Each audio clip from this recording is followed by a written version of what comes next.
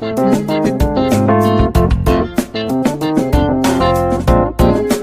Friends, welcome to new diamond classes. जैसा कि आप लोग जानते हैं हमारे चैनल पे एमपी जीके की टॉपिक वाइज सीरीज चल रही है फ्रेंड्स। तो आज मैं आप लोगों के लेकर आई हूँ मध्य प्रदेश की जनजातियाँ। ठीक है फ्रेंड्स, आज मैं बहुत ही इंपॉर्टेंट टॉपिक लेकर आई हूँ और ये थोड़ा सा बड़ा सा टॉपिक है।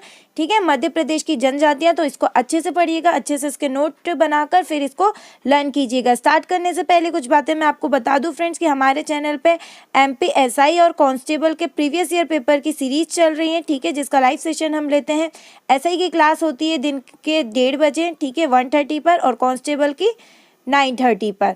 ठीक है, एसआई में हमने जीएस और साइंस कंप्लीट कर लिया है और अभी हमारा हिंदी का टॉपिक चल रहा है। तो फ्रेंड्स प्लीज़ आप लोग अगर अभी तक हमारे लाइव सेशन से नहीं जुड़े हैं तो जल्दी से जुड़ जाइए। दिन के 1:30 पर आप एसआई की क्लास हिंदी अटेंड कर सकते हैं और कांस्टेबल की रात के वक्त 9:30 पर। नोटिफिकेशन प्रॉब्लम की वजह से फ्रेंड्स बहुत बार हमारे वीडियोज़ के नोटिफिकेशन आप तक नहीं पहुँच पाते, इसलिए हमने टेलीग्राम पे ग्रुप बनाया है। ठीक है फ्रेंड्स, टेलीग्राम पे ग्रुप बनाया है जिसकी लिंक आपको डिस्क्रिप्शन में मिल जाएगी, तो वो वहाँ से आप टेलीग्राम ग्रुप ज्वाइन कर सकते हैं। अगर आप टेलीग्राम नहीं भी ज्वाइन करते हैं फ्रेंड्स तो हमारे चैनल पे बिल्कुल फिक्स टाइम पे 1:30 पे एसआई की क्लास और 9:30 पे कांस्टेबल की क्लास बिल्कुल स्टार्ट हो जाती है। अगर आप वीडियो देखना चाहते हैं लेकिन फिर भी आपके पास नोटिफिकेशन नहीं मिला तो आप हमारे चैनल पे जाके वीडियोस में जाके देख सकते हैं। ठीक है, चैनल में जाके वीडियोस में देखेंगे तो लाइव वीडियो ऊपर ही दिख जाएगा। तो चलिए स्टार्ट करते हैं मध्य प्रदेश की जनजातियों का टॉपिक। बहुत ही इंपॉर्टेंट टॉपिक है फ्रेंड्स, ध्यान से पढ़ेंगे, हम नोट करेंगे और उसको लर्न करेंगे। तो सबसे पहले बात करते हैं तो जनजातियों के मामले में अफ्रीका के बाद दूसरा स्थान है अपने इंडिया का। ठीक है, अफ्रीका फर्स्ट स्थान पर है और इंडिया दूसरे स्थान पर है। ठीक है, जनजातियों में। ठीक है, एमपी में टोटल 21.10% है जनजातियां।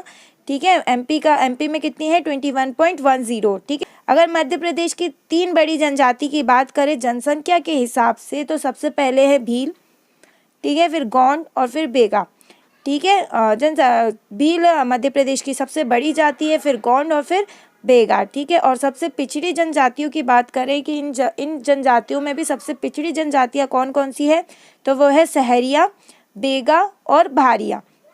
ठीक है फ्रेंड्स, तो याद रखिएगा 3 बड़ी जनजाति कौन कौन सी है? भील पहले नंबर पे, फिर गौंड और फिर बेगा। और अगर पिछड़ी जनजातियों की बात करें सबसे पिछड़ी है जो, तो वो है सहरिया, बेगा और भारिया। ठीक है फ्रेंड्स, चलिए आगे देखते हैं। आगे है आदिवासी नाम दिया है। ठीक है, ये क्वेश्चन भी पूछ लिया जाता है, तो याद रखिएगा आदिवासी नाम किसने दिया है? ठक्कर बाबा ने। ठीक है, ठक्कर बाबा ने आदिवासी नाम दिया है। और हरिजन नाम किसने दिया है फ्रेंड्स? महात्मा गांधी जी ने दिया है। दलित नाम किसने दिया है? बाबा साहब अम्बेडकर ने दिया है।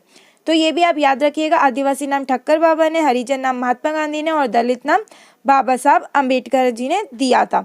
ठीक है, अब है देश का पहला आदिवासी संचार केंद्र। ठीक है फ्रेंड, देश का पहला आदिवासी संचार केंद्र कहाँ है तो वो है झाबुआ में। ठीक है फ्रेंड्स, याद रखिएगा देश का पहला आदिवासी संचार केंद्र झाबुआ में।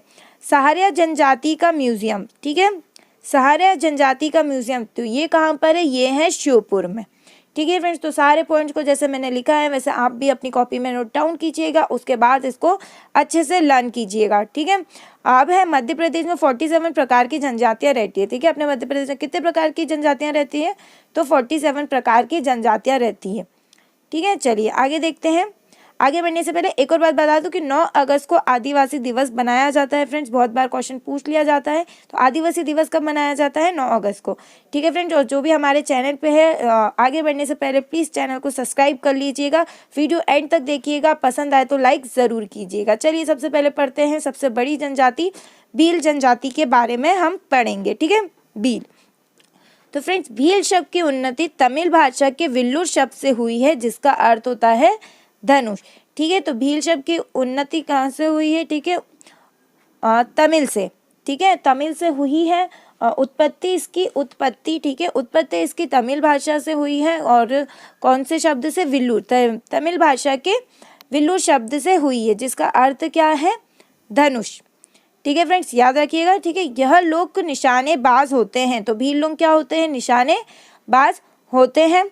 निवास स्थान को फाल्या कहा जाता है। जो भीलों का निवास स्थान होता है फ्रेंड्स, जहाँ होते हैं उसको फाल्या कहा जाता है।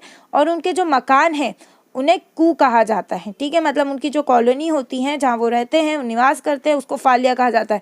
और उनके जो घर होते हैं, मकान होते हैं, उनको कू कहा जाता है। चलिए आगे देखते हैं। इनमें मगनी विवाह, बात्रा, घर घुसी, अपहरण विवाह आदि प्रचलित है। ठीक है, मगनी विवाह, बात्रा, घर घुसी और अपहरण विवाह, ये सारे विवाह यहाँ पे प्रचलित है। अगर भील जाति की उपजातियों के बारे में बात की जाए तो वो है भिलाला, पटलिया और रतियास। ठीक है, उपजातियाँ कौन कौन सी? भिलाला, पटलिया और रतियास। भिलाला जो उपजाति है वो स्वयं को महाराणा प्रताप के वंशज कहते हैं। ठीक है, भिलाला जाति के लोग स्वयं को महाराणा प्रताप के वंशज कहते हैं। ठीक है, फिर आगे देखते हैं। गर्मी में ताड़ी का सेवन करते हैं। ठीक है, तो जो भील जाति के लोग होते हैं वो गर्मी में ताड़ी का सेवन करते हैं। यह मध्य प्रदेश की सबसे बड़ी जनजाति है, मैंने बताया, और इंडिया की ये तीसरी बड़ी जाति है। ठीक है, मध्य प्रदेश की सबसे बड़ी जनजाति है और अगर पूरे इंडिया की बात करी जाए तो तीसरे नंबर की बड़ी जनजाति है। ठीक है, भील स्त्रियां विश्व की सबसे अधिक गहना और गोदना प्रिय होती है। ठीक है, भील स्त्रियां विश्व की, ठीक है, सबसे अधिक गहना पहनने वाली और जिन्हें गोदना प्रिय रहता है वो महिलाएं होती हैं। ठीक है, चलिए नेक्स्ट देखते हैं। आगे तो आगे है कि भगोरिया हाट। ठीक है, इनका भगोरिया हाट लगता है जो कि लगता है झाबुआ में। भीलों का भगोरिया हाट लगता है होली के टाइम पर। ठीक है, होली पर कहाँ लगता है? झाबुआ में लगता है। होली के उत्सव पर गाल गदेड़ा उत्सव मनाया जाता है। ठीक है, तो होली का जब उत्सव रहता है जिस पर भगोरिया हाट लगता है, झाबुआ में भी लगता है, और होली के उत्सव पे ये लोग क्या करते हैं? गाल गदेड़ो उत्सव में मनाया करते हैं। ठीक है, तो पिथौरा, पिथौरा भीलों का विश्व प्रसिद्ध चित्र है। ठीक है, पिथौरा क्या है? किस चीज का नाम है? भीलों का विश्व प्रसिद्ध चित्र। तड़वी भीलों को मुसलमान भील भी कहते हैं। ठीक है, तड़वी भील जो होते हैं उनको मुसलमान भील भी कहा जाता है। तो ये कुछ पॉइंट्स थे भील जाति के ऊपर। ठीक है, भील जाति के पॉइंट्स थे कुछ, तो फ्रेंड्स इनको अच्छे से याद कीजिएगा। अब हम देखेंगे गौंड। ठीक है, गौंड जनजाति हम देखेंगे। तो फ्रेंड्स गौंड जनजाति भारत की सबसे बड़ी जनजाति है। ठीक है, मध्य प्रदेश की सबसे बड़ी जनजाति कौन सी है? भील जनजाति। लेकिन भारत की सबसे बड़ी जनजाति कौन सी है? गौंड जनजाति, तो याद रखिएगा। और भील तीसरे नंबर पे आती है पूरे भारत में। तो भारत की सबसे बड़ी जनजाति कौन सी है? गौंड जनजाति। और मध्य प्रदेश में ये आती है दूसरी सबसे बड़ी जनजाति में। पहले मध्य प्रदेश में पहली आती है भील और दूसरी आती है गौंड। ठीक है, यह जनजाति द्रविड़ मूल की है। ठीक है, इसकी उपजातियां कौन कौन सी हैं? तो इसकी उपजातियां हैं अगारिया, प्रधान और ओझा। अगारिया यानी कि जो लोहे के काम करने वाले लोग होते हैं, और प्रधान मंदिरों में पूजा कर पाठ करने वाले, और ओझा तांत्रिक क्रिया करते हैं। ठीक है, तो ये गौंड की उपजातियां है। ठीक है, क्वेश्चन पूछ लिया जाता है अगारिया किसकी उपजाति है, तो याद रखिएगा अगारिया, प्रधान, ओझा, ये है गौंड की उपजातियां। चलिए आगे देखते हैं। यह प्रमुख रूप से बारी नामक खेती करते हैं। ठीक है, कौन सी खेती करते हैं? ये बारी नामक खेती करते हैं। तो फ्रेंड ध्यान रखिएगा, पूछ लिया जाता सकता है बारी नामक खेती कौन करते हैं? तो गौंड करते हैं। ठीक है, गौंडे को गौंड लोगों के जो मेला होता है उनको मड़ाई कहते हैं। ठीक है, गौंडों का मेला कौन है? मड़ाई। और गौंडों में मृत्यु गान कौन सा होता है? खेहुल पारा। गौंडों के जो मृत्यु गान है उसको क्या कहा जाता है? खेहुल पारा। ठीक है फ्रेंड्स, और इनके प्रमुख देवता जो है वो है ठाकुर देव, दुल्ला देव और खेर माता। ठीक है फ्रेंड्स, याद रखिएगा इनके प्रमुख देवता कौन कौन से हैं? ठाकुर देव, दुल्ला देव और खेर माता। आगे देखते हैं। तो इनका नृत्य, जो नृत्य है वो है कर्मा। नृत्य बहुत बार पूछे जाते हैं जनजातियों के, तो गौंड जनजाति का नृत्य कौन सा है? कर्मा। चलिए ये कुछ पॉइंट्स है गौंड जनजाति के। फ्रेंड्स आप ऐसे ऐसे वीडियो देखते ही मत रहिएगा, एक बार वीडियो देख लीजिए, उसके बाद उसको नोट डाउन कीजिएगा। ठीक है, पॉज कर करके इसको पूरा आप नोट डाउन कीजिएगा। चलिए आगे देखते हैं। बेगा। ठीक है, तो बेगा जनजाति की बात करें तो इन्हें औषधि का अच्छा ज्ञान होता है। ठीक है, बेगा जनजाति को औषधि का अच्छा ज्ञान होता है। यह मुख्य रूप से मंडला में रहते हैं। ठीक है फ्रेंड्स, कहाँ रहते हैं? तो मंडला में रहते हैं। मुख्य रूप से ये मंडला में रहते हैं बेगा जाति।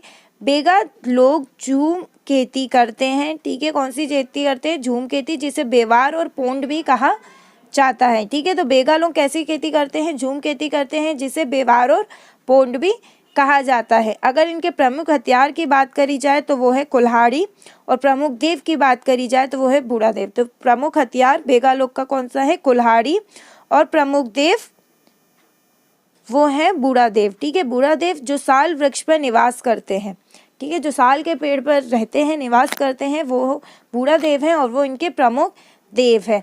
द बेगा नामक पुस्तक में इनका जिक्र है, बेगा जनजाति का द बेगा नामक पुस्तक में इनका जिक्र किया हुआ है।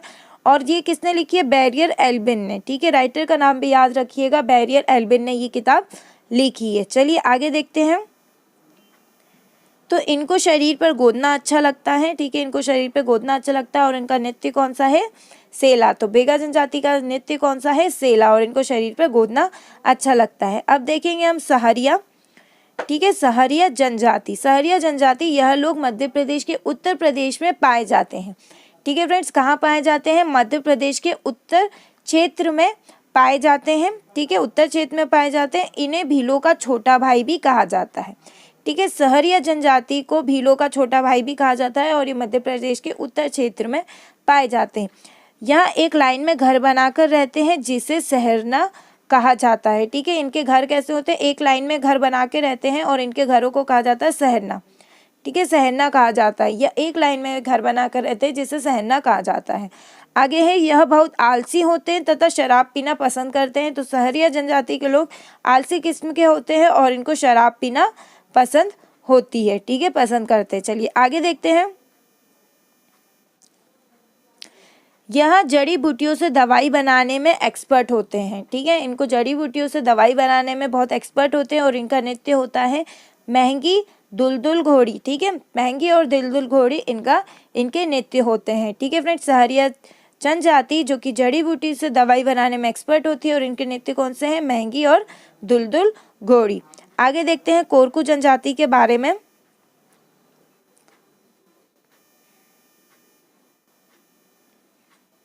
चलिए, कोरकू यानी होता है आदमियों का समूह। ठीक है, कोरकू का अर्थ क्या होता है? आदमियों का समूह। तो यह लोग स्वयं को हिंदू बोलते हैं।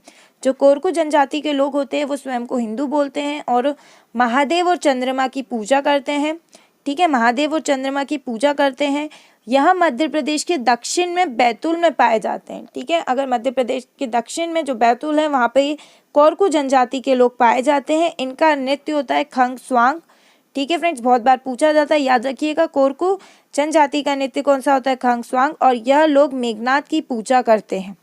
ठीक है, मेघनाथ की भी पूजा करते हैं, महादेव और चंद्रमा की भी पूजा करते हैं, और मेघनाथ की भी पूजा करते हैं। कोरकू का अर्थ होता है आदमियों का समूह।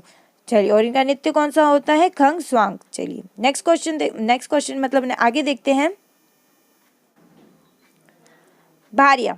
ठीक है, भारिया जनजाति। तो ये मध्य प्रदेश के पातालकोट यानी कि छिंदवाड़ा जिले में मुख्यतः पाए जाते हैं। छिंदवाड़ा जिले के पातालकोट में ये मुख्यतः पाए जाते हैं भारिया जनजाति के लोग। यह गौंड को अपना बड़ा भाई मानते हैं। ठीक है, तो जो गौंड जनजाति है, भारिया लोग उनको अपना बड़ा भाई मानते हैं। इनके मकान लकड़ी तथा घास फूस के बने होते हैं। ठीक है, इनके जो मकान होते हैं वो किसके बने होते हैं? लकड़ी या घास फूस के, और जिसे ढाना कहा जाता है। ठीक है फ्रेंड्स, क्या कहा जाता है इनके मकानों को? ढाना। तो बिल्कुल सबके मकान को अलग अलग वर्ड कहा जाता है, तो वो बिल्कुल आपको याद रखना है, और बिल्कुल अच्छे से नोट्स बनाने हैं इसके। जैसे मैंने बिल्कुल क्लियरली आप लोग को लिख के लिए आप लोगों के लिए नोट्स बना के आपको दे रही हूँ, वैसे के वैसे आपको नोट्स बना के इसको लर्न करना है। ठीक है, इनका भोजन पेज है। ठीक है, भोजन क्या है इनका? पेज। पेज क्या होता है कि मोटे अनाज के साथ नमक का घोल। ठीक है, मोटे अनाज के साथ ये लोग नमक का घोल खाते हैं, वो भोजन इनका पेज कहलाता है, और इनका भोजन वही है। ठीक है, इनके देवता हैं भीमसेन। कौन है इनके देवता? भीमसेन। बोली है इनकी भरनौती, और नृत्य है इनका आहिरे। ठीक है, बहुत बार क्वेश्चन पूछा रहता है कि आहिरे नृत्य किनका है, तो आपको बिल्कुल याद होना चाहिए। ठीक है, भारिया जनजाति का। चलिए आगे देखते हैं बंजारा। ठीक है, बंजारा जनजाति। तो यह एक घुमंतू जनजाति है। ठीक है फ्रेंड्स, आपने बंजारा वर्ड सुना होगा। तो कैसी जनजाति है? घुमंतू जनजाति है। इन्होंने कंघी का आविष्कार किया था। बंजारा जनजाति ने ही कंघी का आविष्कार किया था, और ये लोग श्रृंगार करते हैं।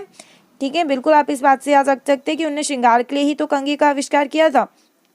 तो यह श्रृंगार करते हैं। यह लोग सिख धर्म को मानते हैं। ठीक है। बंजारा जनजाति के लोग जो सिख धर्म को मानते हैं, ये लोग बहुत ही साहसी होते हैं, बहुत ही ब्रेव होते हैं और इनका प्रमुख नृत्य होता है लहंगी। ठीक है, इनका भी प्रमुख नृत्य होता है लहंगी। तो फ्रेंड्स ये कुछ बातें हैं बंजारा जाति के बारे में जिसे आप याद रखिएगा। अब आती है पारधी जनजाति।